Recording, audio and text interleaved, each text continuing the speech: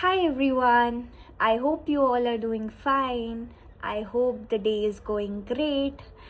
It just happened to be my holiday, and so I thought of doing my reading homework that I assigned to myself personally, with no one ruling above me. It's sort of desultory reading, but I'm not insensitive, or I say I'm overly sensitive to the content I consume. So I'm particularly uh, conscious. I am trying to make conscious decisions about doing whatever I do on my quotidian basis. So yeah, I was reading Looking for Alaska. I completed that book. It's amazing. It's beautiful. If you have time, go read it. So this can be a little spoiler. It won't be a spoiler. It's just one of the concept that I took from the book. So there is a lingering concept of labyrinth there, how labyrinth is there in our life in some form or the other.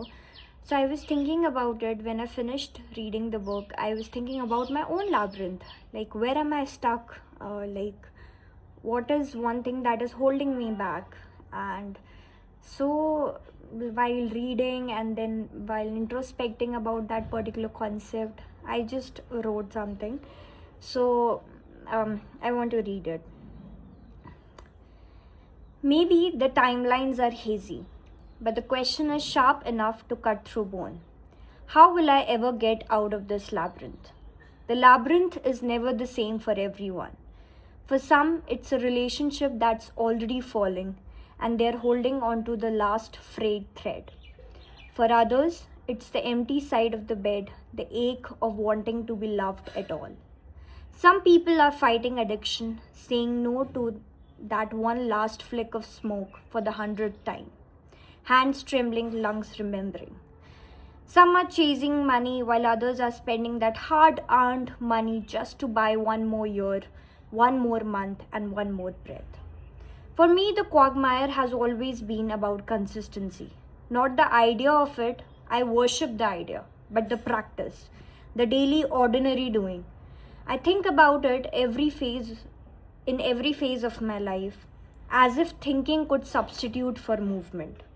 That is my quagmire, living in the fantasy of becoming instead of the reality of beginning. So, how do you get out? Maybe it's simpler and crueler than we like. You just do one thing, just one, with your whole heart. You let the rest of the world go fuzzy around the edges. You choose this task, this hour, this breath, and accept that everything else will remain unfurnished, uncontrolled, unfinished, and imperfect. It's debatable, it's unfair, but the alternative is worse. To stay here circling the same question, asphyxiating slowly on a life half lived, a slow poison made of someday and almost. And then there is forgiveness. Forgiveness for the version of you who did not know better, who coped with what they had in the way they could. Forgiveness for others too, who are wandering their own corridors in the dark, bumping into your walls without meaning to. Because indifference will seep in, quietly like damp through the ceiling.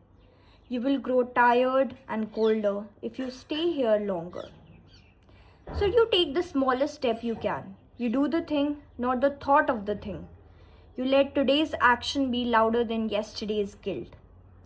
That is how I imagine the way out of the labyrinth. Not a door that appears all at once, but a path that appears only as you walk it. What's yours? And how do you are planning to get out of it?